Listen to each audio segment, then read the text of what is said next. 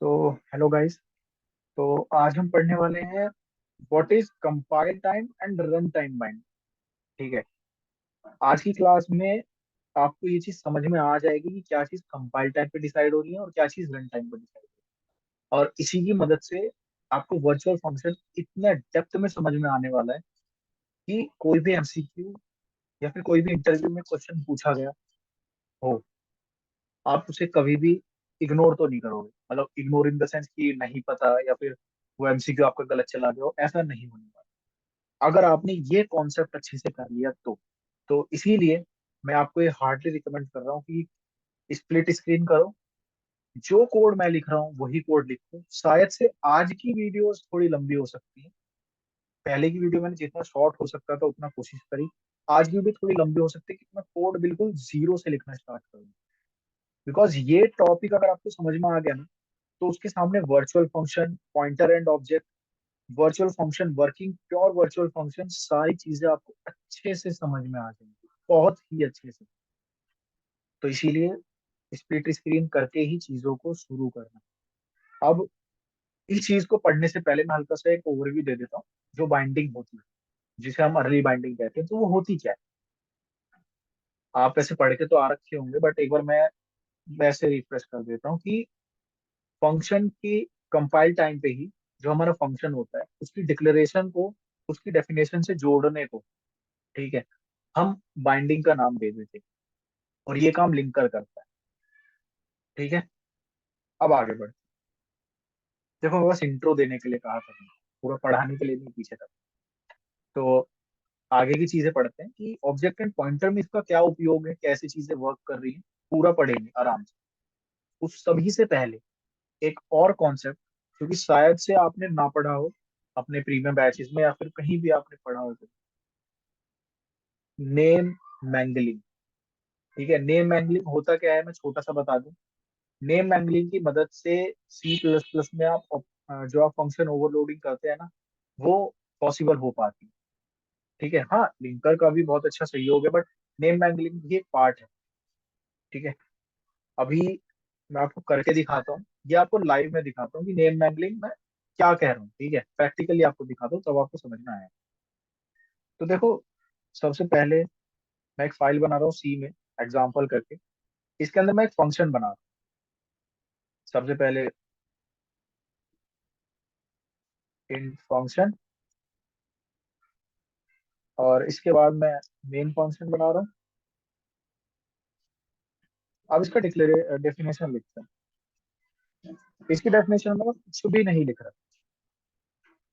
ठीक है। इसकी डेफिनेशन में मैं कुछ भी नहीं लिख रहा हूँ, क्योंकि मैं बस ये देखना चाहता हूँ अभी कि कंपाइलर अपनी तरफ से इनको क्या नाम देता है। ठीक है। जो कंपाइलर ने एक बहुत ही बड़ा टॉपिक। ठीक है। तो बहुत ही ऊपर की सरफेस पे मैं बता रहा हूँ कि कंपाइलर, हाँ, कंपाइलर नाम देता है फंक्शंस को अपनी तरफ से। तो उसे देखने के लिए हम अपने टर्मिनल पे जाते हैं। मैं कमांड लिखूंगा। वो कमांड आपको इजीली नेट पे भी अवेलेबल हो जाएगी, बाकी आप यहाँ से भी कॉपी कर सकते हो। जीसीसी, ठीक है, एंड एग्जाम्पल डॉट सी। अब यहाँ पे फाइल बन गई होगी, ये रही। अब हम इसके अंदर झांकेंगे, इसको रन नहीं करेंगे। तो N M example dot O. तो ये देखो, ये क्या चीज है ये, इस पे ध्यान मत दो। यहाँ देखो, जो आपने फंक्शन बनाया था मेन, और ये रहा वो आपका फंक्शन जो आपने करा था। ठीक है। मेन पे ध्यान मत दो कि मेन दो क्यों है। बस मैं आपको ये दिखाना चाह रहा हूँ कि जो फंक्शन है, आपने जो नाम लिखा था वही सेम नाम यहाँ पर भी है। ठीक है। तो आप बोलोगे हाँ ये तो है।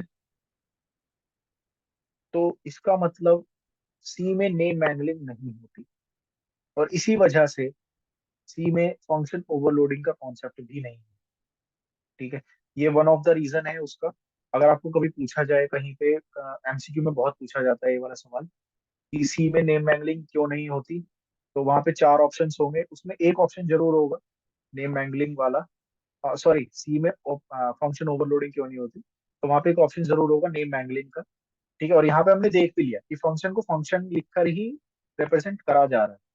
ठीक है। अब आते हैं सी प्लस प्लस में। इसके अंदर हम सेम चीज लिखेंगे, ठीक है, मैं कुछ चेंज नहीं करूंगा, सेम लिखूंगा।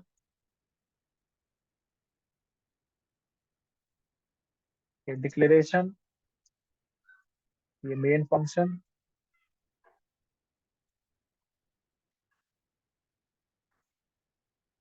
अब मैं इसको करूंगा वापस से, मैं इसके अंदर भी झांकने की कोशिश करूंगा, ठीक है।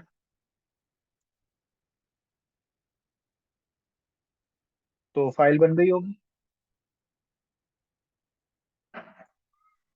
तो अभी देखो, आपको इन सब चीजों पे ध्यान नहीं देना, आपने जो फंक्शन बनाया था आपको बस वो देखना है, ठीक है। तो वो कहाँ पर है, वो ये रहा। ये पढ़ो, बीच में फंक्शन है, बट उसके साइड में यहाँ पे दो कैरेक्टर हैं और लास्ट में एक कैरेक्टर। तो हाँ, कंपाइलर यहाँ पे नेम मैंगलिंग कर रहा है ताकि वो फंक्शंस को आइडेंटिफाई कर पाए। अब यहाँ पे तो एक ही फंक्शन है, हाँ वो एक फंक्शन के साथ भी करेगा।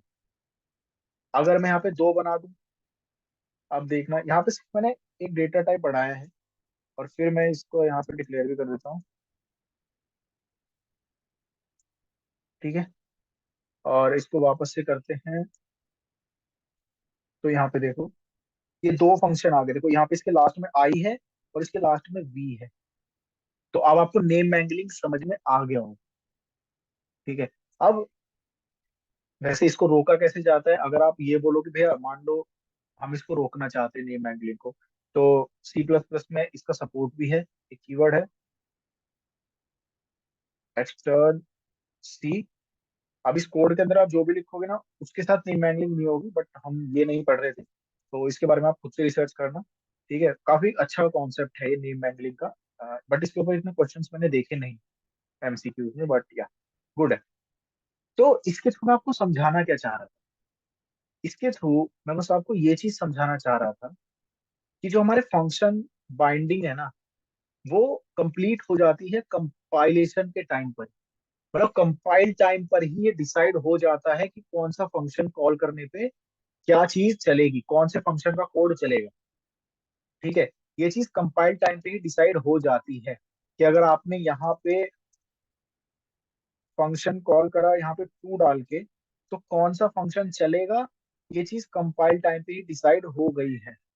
बाकी इसकी कहानी हम आगे देख रहे हैं, ये ट्रू की कहानी है, इंट जो डेटा टाइप है या कीवर्ड कह लो, इसकी कहानी हम आगे देखते हैं। तो अभी के लिए ये चीज हमने देख ली कि जो फंक्शंस हैं वो कंपाइलेशन के टाइम पर ही बाइंड हो जाते हैं, ठीक है। अब इस पूरे को हटा देते हैं, नहीं, एग्जाम्पल डॉट सी को ही हटा देते हैं बस, इसको मैं डिलीट कर दे रहा हूँ।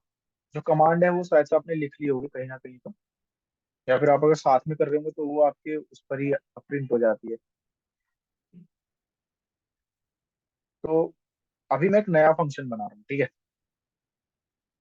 ठीक, अब मैंने ये चीज बता दिया आपको कि फंक्शन कंपाइल टाइम पे ही डिसाइड हो जाते हैं, ठीक है, कि कौन सा किसको रेफर करने वाला है। अब मैं यहाँ पे लिख रहा हूँ int x is equal to 23। 1 minute के लिए पॉज करो और अपने आप से पूछो कि इसमें से कौन सा पार्ट कंपाइल टाइम पे डिसाइड हो जा रहा है और कौन सा पार्ट रन टाइम पे पता चलेगा कंपाइलर को, ठीक है।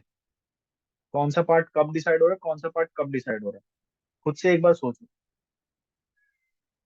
तो आई होप कि आपने वीडियो को पॉज करके अब रिपॉज करा होगा। तो देखो, जो ये इंट है, कंपाइलर को इंट का मतलब पता है, तो वो क्या करेगा, ये चलो इसको ऐसे करते हैं, इसको मैं नेक्स्ट स्लाइड में ले जाता हूँ। अब x इज इक्वल टू 23 लिखा हूँ। तो यहाँ पे देखो, ठीक है। अब कंपाइलर जब x देखेगा ना, तो उसे इसका डेटा टाइप पता है कंपाइलर को, उसको पता है इंट का मतलब क्या होता है। इंट का मतलब होता है कि अब इसके अंदर कोई ना कोई इंटीजर वैल्यू ही आने वाली है, उसको ये पता है। देखो, तुम इसमें 23.5 डाल के कह दो भैया देखो हमने तो फ्लोट डाल दिया, वो तुम्हारी अलग बात है। लेकिन कंपाइलर अपने से क्या सोच के रखेगा कि इसके अंदर इंट आ रहा है, एक इंटीजर कांस्टेंट आ रहा है इसके अंदर, कंपाइलर को ये पता है कि इस एक्स में इंटीजर कांस्टेंट आ रहा है, लेकिन उसको ये नहीं पता कि उसकी वैल्यू क्या होगी। ये वैल्यू रन टाइम पे डिसाइड होगी। अब बहुत सारे लोग या बहुत सारे आप में से ये बोलेंगे कि भैया जब कंपाइलर इस एक्स को देख सकता है, जब कंपाइलर को ये पता चल रहा है कि एक्स इंट डेटा टाइप का है, तो क्या वो 23 नहीं देख पा रहा? तो नहीं देख पा रहा। अभी इसी भ्रम को तोड़ने के लिए चलो एक फंक्शन ही बना देते। उस फंक्शन का हम नाम रखेंगे रिटर्न डेटा। ये फंक्शन एक डेटा को रिटर्न करेगा। इसका डिक्लेरेशन कर देते हैं।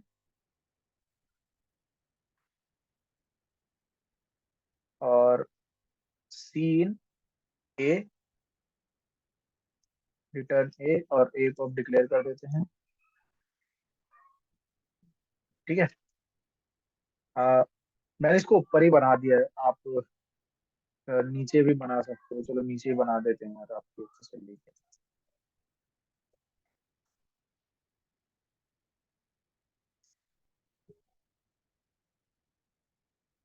ओके। सो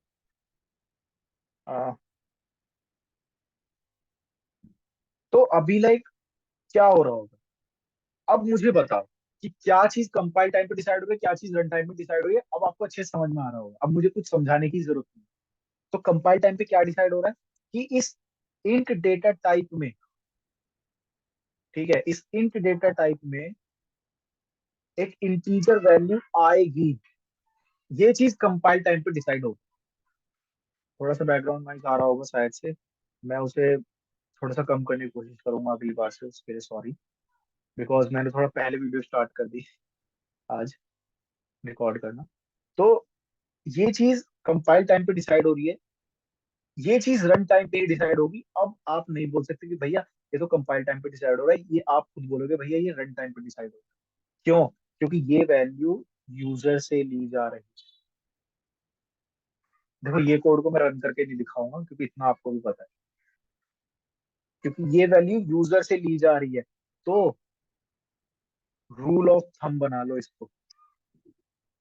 अगर कोई भी वैल्यू यूजर से ली जा रही है तो वो हमेशा रन टाइम पे ही पता चलेगा। ओके। ये रूल बना लो कि अगर कोई भी वैल्यू यूजर से ली जा रही है तो वो हमेशा रन टाइम पे ही पता चलेगी। ठीक है। अब अगर मैं यहाँ पे लिख दूं float y is equal to 34.5, तो मुझे एक चीज बताओ कि इसमें से कौन सा पार्ट है। देखो आप खुद से ही सोचो, अब आपको पता ही होगा कि कौन सा पार्ट कंपाइल टाइम पे डिसाइड हो रहा है और कौन सा रन टाइम पे डिसाइड हो रहा है। ठीक है, ये चीज आपको पता है। अगर आपको अभी भी नहीं पता चल रहा तो इस फ्लोट के लिए भी एक अलग से यहाँ पे फंक्शन डिक्लेयर कर दो, रिटर्न फ्लोट डेटा। ठीक है। अब इस फंक्शन को भी बना के दिखाता हूँ मैं।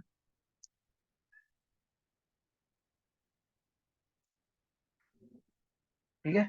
और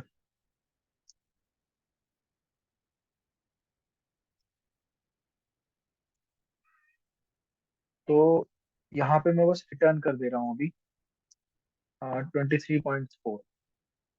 ठीक है। तो अब तो आपको समझ में आ गया ना, जब ये फंक्शन कॉल होगा। अब सुनो मेरी बात ध्यान से। जब ये फंक्शन कॉल होगा, ये चीज तो रन टाइम पे ही पढ़ी जाएगी ना। खुद सोचो, ये बाइंडिंग हो जाएगी लाइक इस फंक्शन की। इससे एक बाइंडिंग हो जाएगी कि अगर इसको कॉल करा जाएगा तो ये वाला कंटेंट चलने वाला है, इस ब्लॉक का कंटेंट चलने वाला है। ये चीज पता है कंपाइलर को, लेकिन ये नहीं पता कि इस ब्लॉक ऑफ कंटेंट में ये लिखा हुआ है। ठीक है। कंपाइलर आपका पूरा कंप्यूटर जो है सिर्फ मैथमेटिकली चीजों को सॉल्व करता है। सिर्फ प्लस माइनस मतलब यही सारी चीजें होती हैं उसमें, वो देख नहीं सकता। ठीक है, झांक नहीं सकता आपके कोड में। तो उसने तो बाइंडिंग कर दी। किसकी वजह से? नेम मैंगलिंग की मदद से बाइंडिंग उसने कर दी। अब ये जो अंदर का कंटेंट है, ये आप जानो क्या लिखा हुआ है, क्या रिटर्न हो रहा है, उसको ये नहीं पता कि यहाँ पे क्या आएगा। उसको सिर्फ ये पता है, उसने देख लिया फ्लोट वाई, तो इसका मतलब इसके अंदर एक रियल कांस्टेंट आने वाला है। क्यों? क्योंकि उसने देख लिया इसका वाई का डेटा टाइप क्या है। उसने वाई देखा, फिर उसने देखा वाई का डेटा टाइप क्या है, फ्लोट। फिर उसको पता है कि फ्लोट क्या होता है, तो उसके अंदर डिफाइन है फ्लोट। तो उसने ये कह दिया भाई इसके अंदर तो रियल कांस्टेंट आने वाला है। अब उसके अंदर तुम इंटीजर डाल दो, वो तुम्हारी मर्जी है। ठीक है। तो जो मेन पर्पस था समझाने का अभी, वो यही था कि ये वाला पार्ट, जो लेफ्ट पार्ट है और जो राइट पार्ट है, उसमें से जो लेफ्ट पार्ट है वो अधिकतर कंपाइल टाइम पे ही डिसाइड हो जाता है। और जो आप इक्वल टू करके लिखते हैं वो रन टाइम पे डिसाइड होता है। ठीक है, ये चीज रन टाइम पे ही तो डिसाइड हो रही है। अब आगे बढ़ते हैं। बहुत समझा लिया। तो ये तो भैया चलो हमें समझ में आ गया, ठीक है, कि ये वाली चीज हो रही है। ठीक है। अब मुझे एक चीज बताओ, मैंने एक फंक्शन बनाया, वापस से मान लो मैंने एक और फंक्शन बनाया, इंट वाई, और वाई के अंदर मैंने डाल दिया रिटर्न डेटा, और इसके अंदर, हाँ ये चलो ये एग्जांपल लेते हैं, थोड़ा सा अभी के लिए थोड़ा सा कंफ्यूजिंग हो जाएगा आपके लिए, अभी के लिए सही। अभी के लिए इतना ही एग्जांपल देखो कि ये वाली चीज रन टाइम पे डिसाइड हो गई, ये कंपाइल टाइम पे, और मैंने बता दिया कि कैसे पता करें क्या चीज रन टाइम पे डिसाइड हो गई, क्या चीज कंपाइल टाइम। देखो ये एक बहुत ही छोटा सा अभी मैंने केस दिया है, जो हम बड़ा वाला पढ़ेंगे ना अभी, उसके लिए ये बहुत ज्यादा हेल्पफुल साबित होगा। ठीक है। ये चीज समझ में आ गई कि भैया ये क्यों रन टाइम पे डिसाइड हो रहा है, क्योंकि ये यूजर से लिया जा रहा है यार। लाइक यहाँ पे मैंने लिख दिया 23, आप बोलोगे भैया 23 दिख रहा है कि 23, अरे तुम्हें दिख रहा है 23 है, कंप्यूटर को नहीं दिख रहा है 23 है। ठीक है, कंप्यूटर को नहीं दिख रहा है, ये रन टाइम पे पता चलेगा उसे कि अच्छा 23 है। और शायद से रन टाइम पे भी ना पता चले, क्योंकि वो एड्रेस ही तो देता है सिर्फ, वो एड्रेस से ही कंप्यूटेशन करता है। तो वो सारी चीजें इतना अंदर तक नहीं जाते हैं। बस ये वाली चीज हमें पता चल गई, हमने एक फंक्शन बनाया, और फंक्शन से फिर हमें भी पता चल गया। आप खुद सोचो यार, ये जो फंक्शन है, इसमें अभी लिखा हुआ है 23.4। मान लो एक आप इसमें भी इनपुट ले लो यूजर से, और इनपुट लेके रिटर्न करा दो। ठीक है, तो आपको क्या पता है यूजर क्या डालेगा। मान लो 1,000 यूजर है, तो क्या कंपाइलर को पता है कि 1,000 यूजर क्या क्या डालेंगे? नहीं ना, तो ये चीज रन टाइम पे डिसाइड हो रही है। पता चल गया हमको। अब आगे बढ़ते हैं। अब थोड़ा सा बड़ा केस लेते हैं। अब मैं बनाने जा रहा हूँ क्लासेस। ठीक है, अब मैं क्लासेस बनाऊंगा। सबसे पहले हमारी game class, game dot CPP. दूसरी हमारी सीओसी गेम क्लास। ठीक है, सीओसी डॉट सीपीपी। तीसरी हमारी थीटन अरीना डॉट सीपी। ये तीनों गेम के नाम है। मैं ये कोड हटा दे रहा हूँ, या नहीं, एग्जाम्पल डॉट सीपी वाला कोड मैं आपको दे दूंगा। ठीक है। तो अभी देखो गेम क्लास में, अब मेरी बात सुनो अच्छे से, कि अब हम थोड़ा सा इंटेंस लेवल की तरफ बढ़ रहे हैं। ठीक है, तो अब चीजों को अच्छे से समझने की कोशिश करो। ठीक है, वैसे तो पहले वाली जो मैंने बात बताई है उसका पता होना बहुत जरूरी है। अगर नहीं आई वो चीज समझ में, तो पहले जाकर उस पर प्रैक्टिस करो, उसके बाद ये वाला पार्ट देखो। सबसे पहले हम इंक्लूड कर लेते हैं। अब मैं क्लास बना रहा हूँ गेम। इसके अंदर एक function void start game, games started. ठीक है, गेम्स स्टार्टेड से क्या मतलब है इसका, कि गेम चल चुके हैं। देखो ये एक गेम क्लास है, ये एक गेम क्लास है। आपका एक फोन है, ठीक है, मान लो आपका एक फोन है। देखो आपका एक ये फोन है, ठीक है, इसके अंदर एक गेम है। उस गेम के अंदर बहुत सारे गेम, ठीक है, बहुत सारे। मान लो अभी, मान लो बहुत सारे गेम है, ठीक है। उस गेम के अंदर बहुत सारे गेम, अभी इस एग्जांपल में फिर से आएंगे। तो एक गेम है उसमें थीटन अरीना।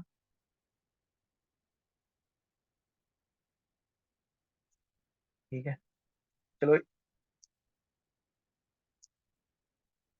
अब ये जो क्लास बनी है ये मैं इनहेरिटेंस से बनाना चाहता हूँ, क्योंकि मैं फंक्शन को बार बार राइट नहीं करना चाहता। तो इनहेरिटेंस करते हैं। मैं पब्लिक इनहेरिटेंस करना चाह रहा हूँ। कौन सी क्लास? Game class. अरे हमने गेम क्लास तो इंक्लूड ही नहीं करी, तो उसे इंक्लूड करेंगे।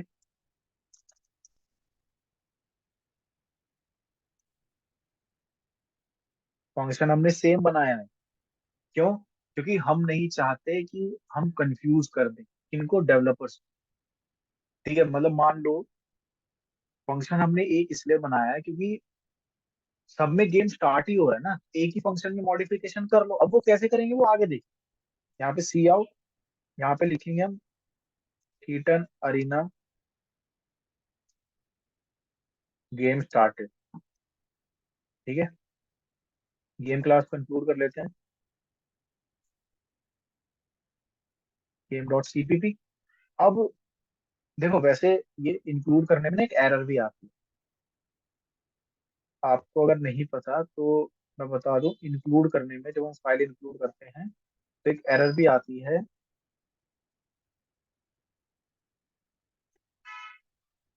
एक एरर भी आती है जिसको हम कहते हैं हाँ, रीडिक्लेरेशन एरर। ठीक है, रीडिक्लेरेशन। वो क्या होता है, वो शायद से आपको कोड में आएगा। तो उसके लिए मैं आपको बता देता हूँ, उसके लिए आपको करना क्या होगा। ठीक है, तो सबसे पहले हम सीओसी गेम की भी क्लास बना लेते हैं पहले।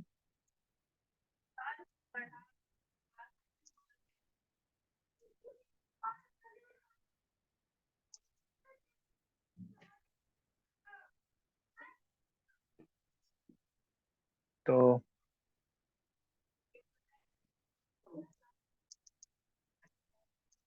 वॉइड स्टार्ट गेम, यहाँ पे सीओसी गेम स्टार्टेड। ठीक है, अब सुनो मेरी बात। तीनों गेम क्लास बना ली।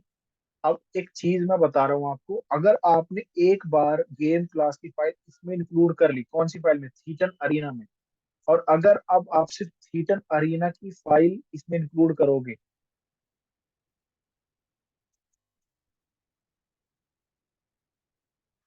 तो आपको गेम क्लास की फाइल को इंक्लूड करने की जरूरत नहीं है दोबारा से। क्यों? क्योंकि वो एक बार इसके अंदर, ये थीटन अरीना की क्लास के अंदर डिक्लेयर हो चुकी है। इवन दो आपको अब इस क्लास में नेम स्पेस भी लिखने की जरूरत नहीं, क्योंकि वो इसमें डिक्लेयर है पहले से, इसमें वो यूज हो चुका है। तो आप देख रहे हो सी आउट को आप ऐसे भी यूज कर लोगे, लेकिन फिर भी कोड की रीडेबिलिटी के लिए हम लिख लेते हैं। तो अभी ये वाली चीज तो हो गई। ठीक है, अब आगे क्या करना है, मैं क्या कहना चाहता हूँ आगे, ये आपने बना लिया। ठीक है, अब सेम पहले की तरह हम बस कुछ एक्सपेरिमेंट करेंगे, लेकिन इस बार थोड़ा अलग तरीके से। अब मैं सीओसी क्लास में मेन फंक्शन बना रहा हूँ। अब मेरी बात सुनो। ठीक है, अगर मैं मेन क्लास में, ये चलो अभी के लिए वो चीज भूल जाओ, सीधे सीधे मैं वो वाली चीज लिख के बताता हूँ। देखो, मैं क्या चाहता हूँ कि अब हमारा ये फोन है। ठीक है, अब मुझे ये बताओ कि इस फोन में जो गेम है, ये जो गेम क्लास थी, ये एक ही थी। अब ये वाला कोड जो मेन फंक्शन में लिखा होती है, जब कोई टैप करेगा तो क्या चीजें होंगी? अब तुम खुद सोचो, अगर तुम्हें ऐसा करना पड़ जाए कि गेम क्लास के अंदर तुम्हें और भी क्लासेस मेन फंक्शन में ही डिफाइन करनी पड़ जाए, और जितनी भी क्लासेस हैं सारी मेन फंक्शन में, कैसे मैं कहने की कोशिश कर रहा हूँ कि यहाँ पे तुम्हें सीओसी क्लास भी डिफाइन करनी पड़ जाए, फिर तुम्हें थीटन अरीना क्लास भी डिफाइन करनी पड़ जाए, और फिर तुम गेम क्लास का पॉइंटर बनाओ, है ना? और पिछली बार हमने वर्चुअल फंक्शन पढ़ा था कि अगर हम वर्चुअल का यूज करें तो ओवरराइडिंग कर सकते हैं। अभी के लिए भूल जाओ, अभी के लिए भूल जाओ, क्योंकि अभी मैं उसे और डेप्थ में बताने वाला हूँ। ठीक है, अगर आपको पिछली बार नहीं समझ में आया तो इस बार आ जाएगा। और अगर मैं कुछ ऐसा करता था, p is equal to a, address of a, तो इसके अंदर जब मैं इससे अब कोई फंक्शन कॉल करूंगा, तो ये जो स्टार्ट गेम फंक्शन चलेगा, ये अभी स्टार्ट गेम फंक्शन कौन सा चलेगा? अभी थोड़ा सा बस टेस्ट ले रहा हूँ मैं, खुद से पूछो। तो आप बोलोगे भैया पॉइंटर के टाइप का चलेगा। तो ये चीज कंपाइलर को पता कैसे चली? पॉइंटर के टाइप का क्यों चल रहा है? ठीक है, अभी समझने वाली चीज ये नहीं है, बस लिख के बता रहा हूँ। अभी भूल जाओ इसको। अभी मान लो अभी तो दो ही गेम थे, सिर्फ हिटन अरीना और ये वाले। ठीक है, अभी आपको, अभी भूल जाओ आपके पास कोई पॉइंटर का भी कॉन्सेप्ट। अब आपको मान लो, अब यहाँ पे आपने इफ स्टेटमेंट लगाई और आपने यूजर से बोला, यहाँ पे आपने यूजर से बोला सी आउट करके, enter your game,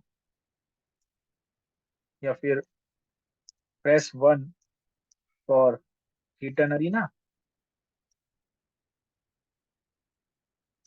press 2 for COC game. अब ये था। उसके बाद में आपने सीन से एक चीज, एक के अंदर उसे ले भी लिया। ठीक है, और इसको आपने पास कर दिया इसमें। इफ, अगर यूजर 1 डालता है, तो फिर जो किचन अरीना है उसका स्टार्ट चला दो। और अगर यूजर 2 डालता है, ऑब्वियसली बात है, यूजर 1 डालेगा 2 डालेगा, उसको हमने ये ऑप्शन दिए जो डिस्प्ले पे हो रहा है। डिस्प्ले पे दो ही गेम डिस्प्ले हो रहे हैं, 1 या 2, तो तीसरा कोई ऑप्शन नहीं, तो यहाँ पे इफ और एल्स ही लगा रहे हैं इस पे। तो फिर थीटा अरीना वाला गेम स्टार्ट करो। इसको रन करके देखें। रन करते हैं।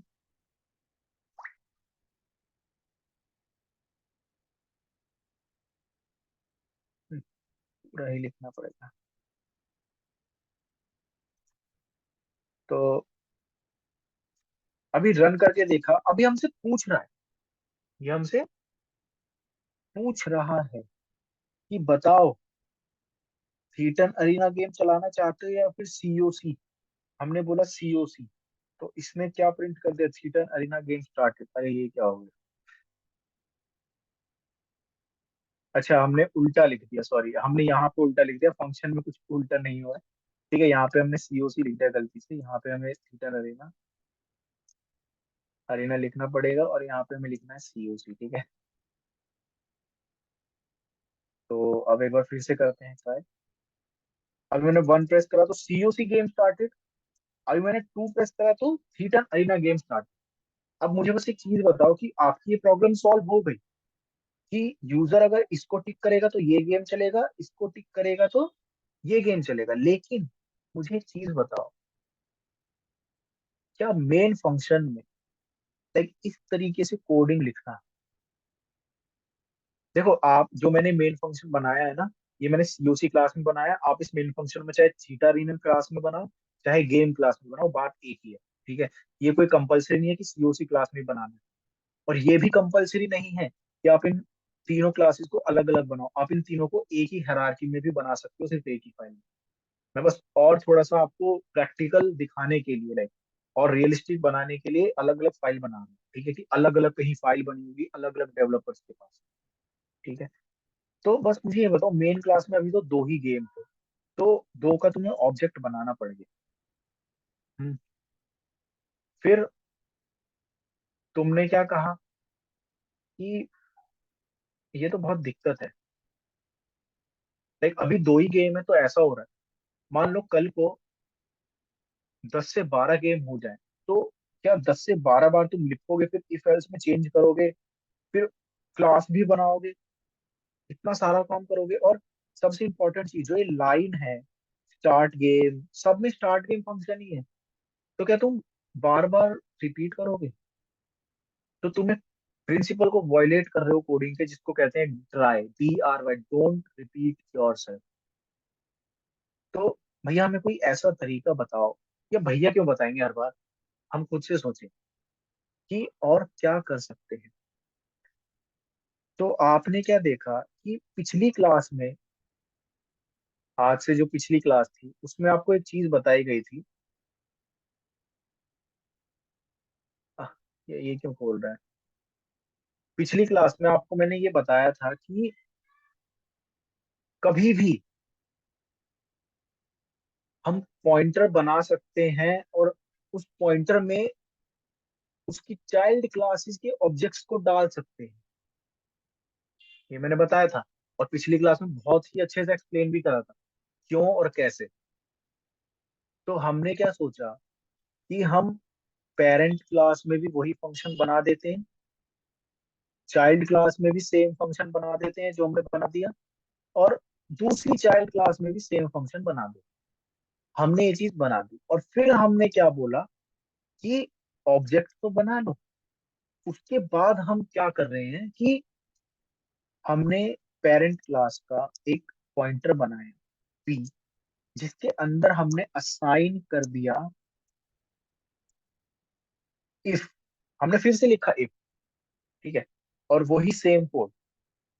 ठीक है, अभी के लिए मान लो कि मैंने यहाँ पे 1 पास करा है, ठीक है, या फिर चलो इतना ज्यादा कॉम्प्लिकेट नहीं, सीधे सीधे मैंने यहाँ पे बोल दिया कि मुझे पहले सीओसी गेम चलाना है, और फिर मैंने उसको प्रिंट भी करवा लिया, स्टार्ट गेम। ठीक है, या फिर चलो इस स्टेटमेंट में ले लो यार तुम लोग। ए, ठीक है, अगर ए इज इक्वल्स टू 1 है, तो पी के अंदर एड्रेस असाइन कर दो ए का। अगर ऐसा नहीं है तो पी के अंदर एड्रेस असाइन कर दो इसका बी। ये चीज तुमने बोली, और इसके लिए तुमने एक वेरिएबल भी बना लिया, सीन, और ये। अब तुमने इस कोड को करा रन, ठीक है। अब देखो, तुमने एक चीज तो सही कर ली कि अब तुम्हें सिर्फ स्टार्ट गेम एक ही बार लिखना पड़ा। अब देखो, तुमने लॉजिकली क्या चीज सोची थी।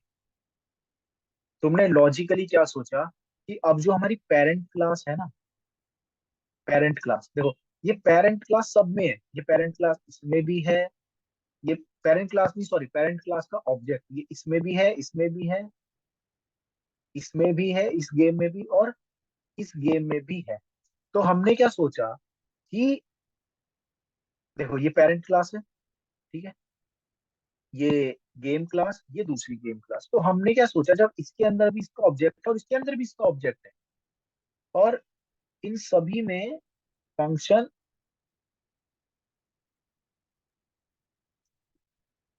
फंक्शन है, इन सभी के सभी में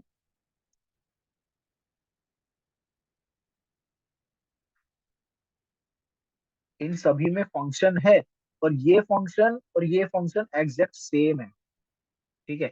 इसमें भी फंक्शन है,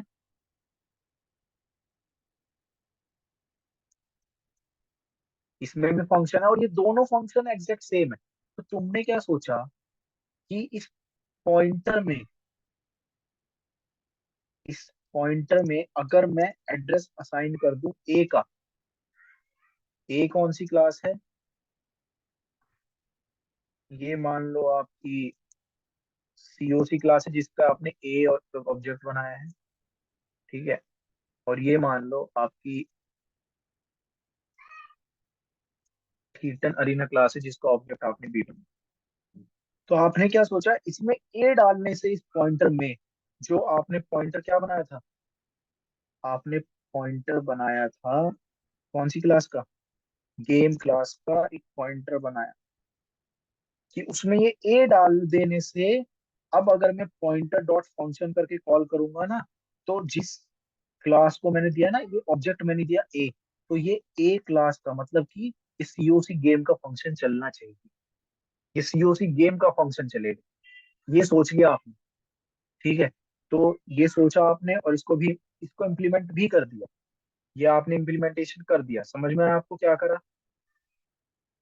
ठीक है। अब आपने इसको कॉल करके देखा, तो आपको क्या ताज्जुब हुआ ये चीज देख के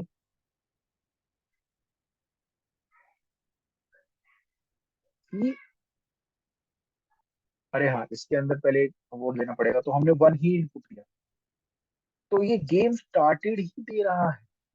और गेम स्टार्टेड तो गेम क्लास का फंक्शन है। हमने सोचा अरे कुछ गलती हो गई होगी, फिर से करते हैं। हमने इस बार 2 इनपुट दिया, तो भी गेम स्टार्टेड आ रहा है। बट वन पे तो आना चाहिए था COC game started, like one पे क्या आना चाहिए था, सीओसी गेम स्टार्टेड, क्योंकि वन पे तो हमने जो ऑब्जेक्ट पास करा है वो सीओसी गेम का ऑब्जेक्ट है। और टू पे मतलब वन के अलावा किसी पे भी हमने थीटन गेम का ऑब्जेक्ट पास करा है। लेकिन एक्चुअल में क्या हुआ कि चाहे हम इसके अंदर ये पास करें या फिर हम इसके अंदर एड्रेस ऑफ बी पास करें, ये क्या कर रहा है, ये उन क्लास के ऑब्जेक्ट में जो इसका ऑब्जेक्ट है उसके फंक्शन को यहाँ पे लाके रख दे रहा है और बाइंड कर दे रहा है। इन फंक्शन को यहाँ पे लाके बाइंड कर दे रहा है और फिर ये वाले फंक्शन चल रहे हैं। लेकिन हमें क्या चाहिए था, हमें चाहिए था कि भैया ये वाले फंक्शन बाइंड होने चाहिए, क्योंकि हम अभी अभी पढ़ के आए हैं अर्ली बाइंडिंग और रन टाइम बाइंडिंग, कि भैया ये वाले फंक्शन बाइंड होने चाहिए जो हमने ऑब्जेक्ट पास करा है। ऑब्जेक्ट वाले फंक्शन बाइंड होने चाहिए, यहाँ पे ये वाला फंक्शन आना चाहिए ऐसे, ना कि इसका फंक्शन आना चाहिए। तो ये कैसे करेंगे? ठीक है, आपने एक तरीका तो ढूंढ लिया अपने कोड को छोटा करने का, आपने तरीका ढूंढा अपने कोड को छोटा करने का कि हम उसमें ऑब्जेक्ट दे देते हैं ना।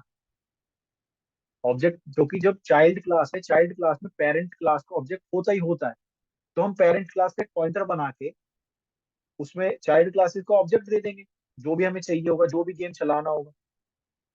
लेकिन हमारे कोड से क्या हो रहा है, हमारे कोड से ये हो रहा है कि ये चीज जैसे ही हमने क्लिक करी, गेम पे गए, अब हमने मान लो थीटा नरीना का गेम था, हमने इसको क्लिक करा, वापस से फोन की डिस्प्ले खुल गई, फोन की डिस्प्ले खुल के वापस से सेम गेम हमें डिस्प्ले होने लगे। क्यों? क्योंकि जो फंक्शन कॉल हुआ वो गेम स्टार्टेड कॉल हुआ। अब हमने वापस से एक दूसरे गेम पे क्लिक करा, मान लो सीओसी पे, ये रहा हमारा सीओसी, ये हमारा सीओसी गेम है। तो वापस से एक और डिस्प्ले खुल गई जिसमें गेम स्टार्टेड ही आया। मतलब ये गेम चल ही नहीं रहा। तो तुमने क्या सोचा कि शायद से जो हमने तरीका सोचा है, हमने ये तरीका सोचा था जिसके अंदर हम ऑब्जेक्ट पास करेंगे, ये गलत है। हमें वही कॉम्प्लिकेटेड तरीका अपनाना पड़ेगा जिसमें हमें ऑब्जेक्ट डॉट करके ही कॉल करना पड़ेगा इफ एल्स लगा। लेकिन इसी बीच हमारे डेवलपर्स आए और उन्होंने हमें कुछ चीजें बताई। ठीक है, तो अभी यहाँ तक की एक शॉर्ट समरी दे रहा हूँ मैं, ठीक, ताकि अगले पार्ट में आपको अच्छे से और अच्छे से समझ में आए। देखो, सबसे पहले मैंने आपको बताया नेम मैंगलिंग के बारे में, कि नेम मैंगलिंग से जो हमारे फंक्शंस हैं, जो ओवरलोडेड फंक्शंस हैं या फिर नॉर्मल फंक्शंस भी हैं, वो अर्ली बाइंडिंग की स्टेज पे पहुंचते हैं, मतलब वो बाइंडिंग हो जाती है उनकी। ठीक है, उनकी बाइंडिंग में टाइम नहीं लगता, उनकी बाइंडिंग हो जाती है कंपाइल टाइम पे ही, चाहे वो ओवरलोडेड हो या फिर ना हो। तो ये मैंने आपको भ्रम तोड़ा। उसके बाद मैंने आपको क्या बताया, उसके बाद एक्चुअली मैंने आपको करके दिखाया कि नेम मैंगलिंग हो कैसे रही है। जो कमांड थी एनएम करके ऑब्जेक्ट फाइल को कॉल करना, वो वाली चीज करके मैंने आपको बताया कैसे होती है। उसके बाद में मैंने बस आपको एक स्टेटमेंट दी कि जो गेम क्लास है उसके अंदर और भी बहुत सारे गेम्स हैं, और यूजर अब डालेगा कि उसको कौन सा गेम चाहिए। ठीक है, तो इसके दो सॉल्यूशन हमने देखे। सबसे पहला हमने देखा कि हम जो गेम क्लास, जो चाइल्ड क्लास है, ठीक है, जो गेम के अंदर जो क्लासेस है, उनका हम ऑब्जेक्ट बना लें और उस ऑब्जेक्ट डॉट करके कॉल कर दें और इफ एल्स स्टेटमेंट लगा दें कि अगर तुम वन प्रेस करोगे तो तुम थीटा का गेम चलाओगे, टू प्रेस करोगे तो तुम दूसरा गेम चलाओगे। लेकिन ये हमें भाया नहीं, क्योंकि ये ड्राई प्रिंसिपल को वायलेट कर रहा था, डोंट रिपीट योरसेल्फ। और हम बार बार ये लाइन लिख रहे थे, ये जो पी की जगह पे कभी हम ए लिख रहे थे, कभी बी लिख रहे थे, मान लो कभी सी भी लिख रहे थे। तो इसी चीज के लिए हमने एक दूसरा तरीका सोचा कि जब इस मेन, ये जो हमारी पेरेंट क्लास है, ये पेरेंट क्लास सभी चाइल्ड क्लास के अंदर अपना एक ऑब्जेक्ट बनाती है और उस ऑब्जेक्ट के थ्रू हम फंक्शन को कॉल कर सकते हैं। और ये फंक्शन नाम से बिल्कुल सेम है, लाइक ये फंक्शन और ये फंक्शन नाम से बिल्कुल सेम है। तो क्यों ना हम ये बनाएं और इसके अंदर इन्हीं के ऑब्जेक्ट पास कर दें। तो अब जो हमारा पी है ना, पी, जो हमारे पी के फंक्शन है, वो ये वाले चलेंगे, ये वाले। लेकिन ऐसा हुआ नहीं।